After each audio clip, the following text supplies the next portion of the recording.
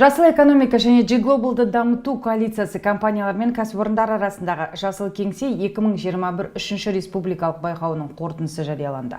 Атап айту керек, конкурс 2019 жылдан бастап Нұр-Сұлтандағы Еуропадағы қауіпсіздік және ынтымақтастық ұйымы бағдарламалар офисінің және Қазақстан Республикасы экология, геология және табиғи ресурстар министрлігінің қолдауымен 10 номинация бойынша өтіп келеді. Оған мемлекеттік басқару, білім беру, денсаулық сақтау мекемелерінің, коммерциялық және сауда құрылымдарының, индустрияның, халықаралық ұйымдардың өкілдері қатысады. Байқаудың мақсаты қоғамдық пайдаланудағы ғимараттардың экологиялығын, жайлылығын арттыру үшін экологиялық өмір салтын, жасыл және төмен көміртекті технологияларды насихаттау, озық тәжірибенің озық практикалары мен технологиялық шешімдерін тарату, экологиялық жауапты ұйымдарды брендтеу болып табылады. Байқауға барлығы 100-ден астам өтінім қабылданыпты. Олардың ішінен 30 жеңімпаз іріктелді. Қазтрансойл квазимемлекеттік сектордағы Жасыл кеңсе жобасын енгізген мекеме ретінде үздік атанды. При выборе победителя Байқау талаптарына сәйкес барлық 10 пунктты орындап, қолда бар ресурстарды үнемдеуге қосқан үлесі үшін Қазтрансойл жеңімпаз атанды. Қажетті әрі ең дұрыс жоба деп санаймын.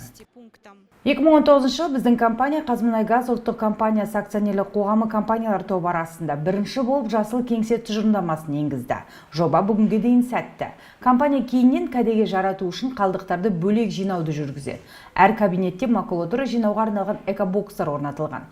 Электр қуаты жарықтандыруда автоматты бақылау және энергияны үнемдейтін жарық диодты шамдар арқылы үнемделеді. За последние 3 года Соңғы 3 жылда Қазтрансойл компаниясы қалдықтардың пайда болуын, сондай-ақ энергия тұтынуды едәуір азайтты. Бұл тек орталық аппаратта ғана емес, біздің оқшауланған құрылымдық бөлімшелерде де енгізілген.